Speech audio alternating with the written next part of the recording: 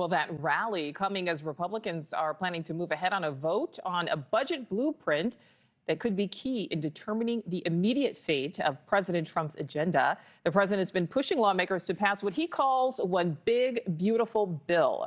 That would include everything from border security to tax cuts. But that bill has a big, ugly battle ahead of it, with pushback from Democrats, Senate Republicans, and even among some Republicans in the House.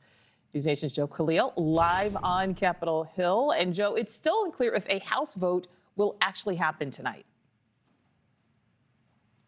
Yeah, I think it's a perfect segue to what we're talking about today, Nicole. You heard Hakeem Jeffries there say Democrats aren't going to rest until this bill is killed and buried into the ground.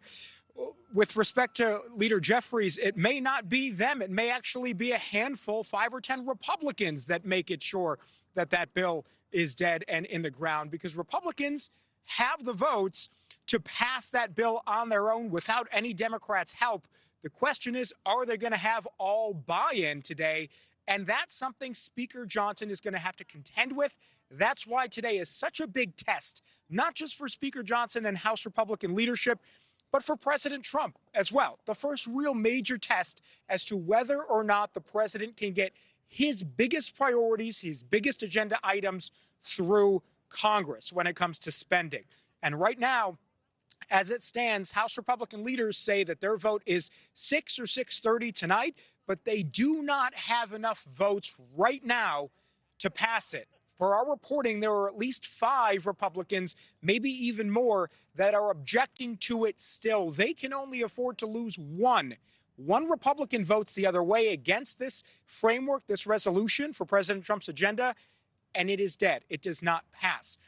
Earlier today, you referenced on the steps, there were a lot of not just Democratic House members, but protesters standing where I am right now that were calling on Democrats to try to kill this bill. There were also generally, if you follow me here on camera, several protesters protesting against Elon Musk. You see some of them here with their signs as there's another press conference happening with lawmakers.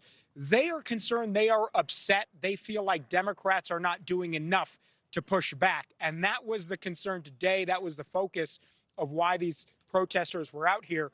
But as we mentioned, it may not be Democrats. It may be Republicans, one of them being Congressman Tom Massey, who says he's got concerns that if this framework passes today with President Trump's priorities in it, the deficit gets worse, not better. This is why he says he's a no. Take a listen.